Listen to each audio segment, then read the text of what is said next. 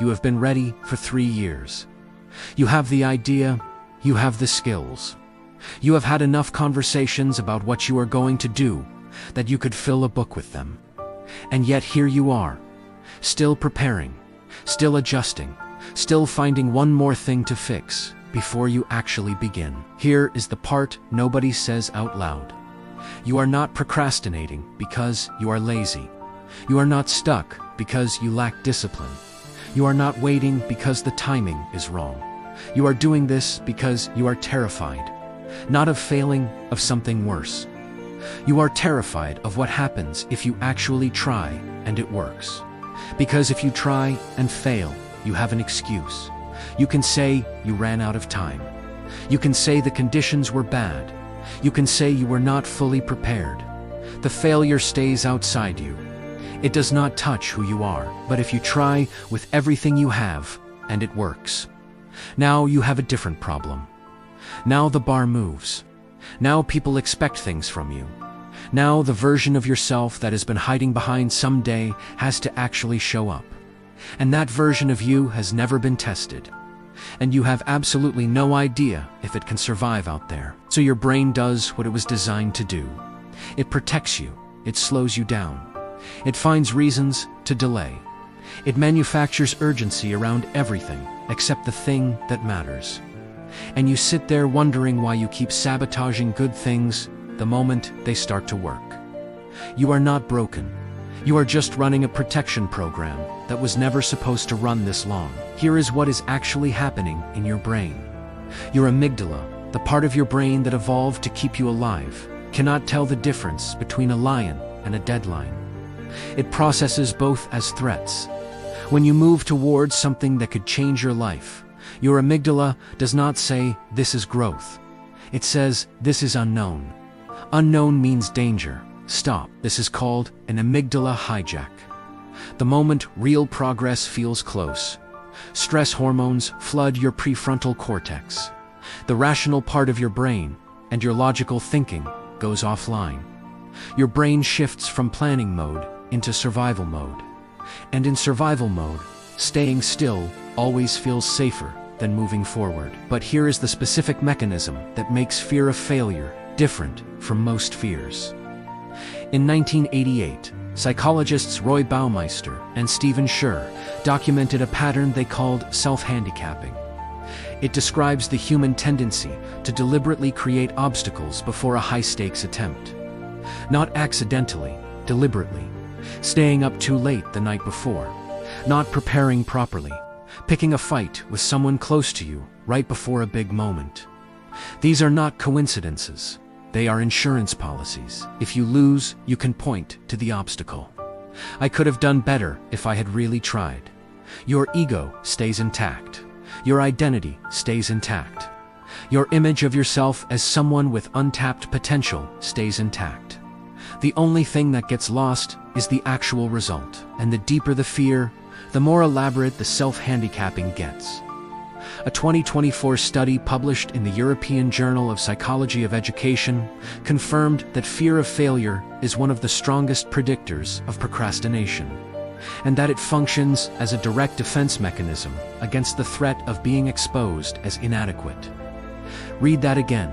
Procrastination is not weakness, it is self-defense.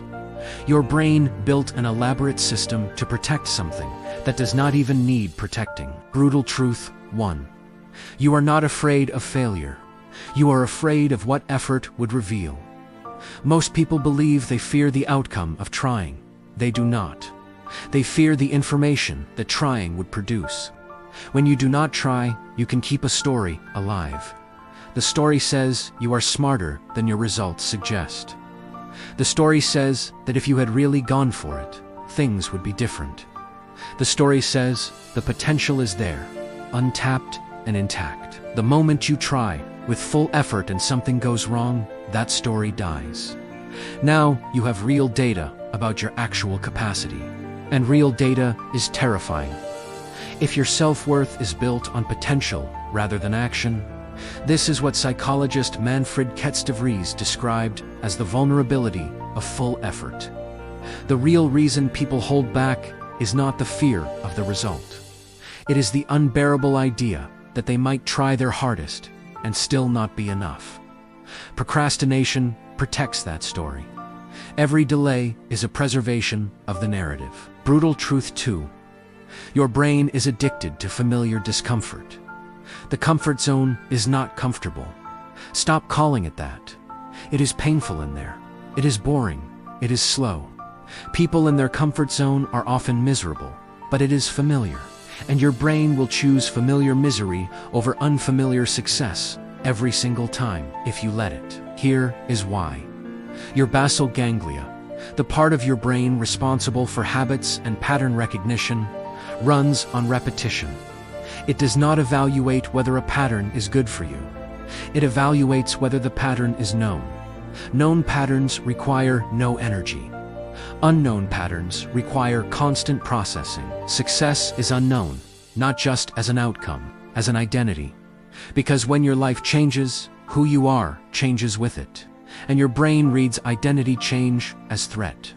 The same circuitry that would fire if a car was swerving toward you fires when you are about to become a noticeably different version of yourself. Mark Manson captured this precisely. Growth does not feel like achievement. Growth feels like loss, because you are losing the version of yourself you used to be. And grief responses do not care whether what you are losing was good for you. Brutal truth 3. The sabotage gets worse the closer you get to something real. Notice the timing of your self-sabotage. It does not happen randomly. It happens at specific moments. Right after a breakthrough, right before a launch. Right when someone important starts believing in you. Right when things are finally starting to work. This is not a coincidence. This is a pattern with a name.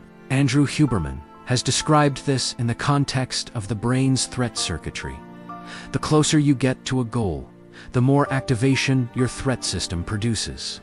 Because the closer you are to real change, the more real the identity disruption becomes. Distance makes success feel abstract and safe.